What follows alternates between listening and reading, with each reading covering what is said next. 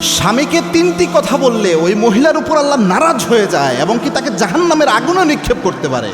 এত মারাত্মক এই তিনটা কথা নারীরা স্বামীকে বলে থাকে, হরহামেশা বলে। এক নাম্বার হচ্ছে যেই নারীরা তার স্বামীকে বলে যে তোমার সংসারে এসে আমার জীবনটা শেষ, আমি দেখে তোমার সংসার করলাম, অন্য কোনো নারী হলে তোমার সংসারই করতো না। কলাত মা রয়তা মিনকা খৈরুন কত্তু, এরকম কথা যে নারী বলে, আল্লাহর হাবিব একটা ভয়ঙ্কর কথা এদের ব্যাপারে বলেছেন। আল্লাহর হাবিব জানিয়েছেন এই কথাটা যে নারী বলে, কলাত মা রয়তা মিনকা খৈরুন কত্তু, আমি নারী দেখে তোমার সংসার করলাম, অন্য কোনো নারী তোমার সংসার করতো না, কোনো শান্তি আমি তোমার সংসারে পাই নাই, তুমি আমারে কিচ্ছু দাও নাই। এরকম নাফরমানি যে নারীরা করে, আল্লাহর হাবিব বলেছেন জান্নাতে যাওয়া তো দূরের কথা, জান্নাতের সুঘ্রাণ এরা পাবে না।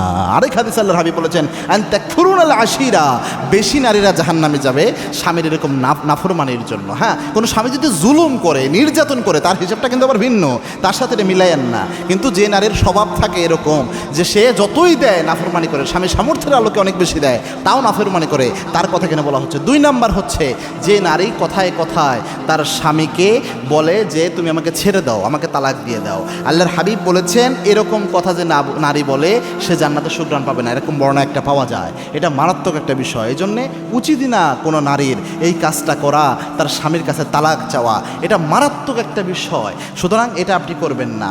তিন নাম্বার, এই বিষয়টাও আমার অনেক মা বোন করে থাকে, অনেক মা বোন সে বলে থাকে, সেটা হচ্ছে অনেক মা বোন দেখবেন তার স্বামীর সাথে তার আত্মীয় স্বজন বা তার আব্বা আম্মা পরিবার পরিজনের জন্য সম্পর্ক ভালো না থাকে, এই জন্য প্রেশারাইজ করে, তাদের সাথে সম্পর্ক ছিন্ন করতে বলে, আলাদা থাকতে বলে, আলাদা নিয়ে যেতে বলে, সেক্ষেত্রে সম্পর্ক নষ্ট করে দেওয়ার মতো একটা অবস্থা তৈরি করে।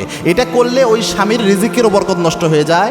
পাশাপাশি আল্লাহর হাবিব বলেছেন যে ব্যক্তি আত্মীয়তার সম্পর্ক নষ্ট করে, যে লা ইয়াদখুলুল জান্নাহ কাতিউর রাহিম, যে আত্মীয়তার সম্পর্ক নষ্ট করে সে জান্নাতে যাবে না।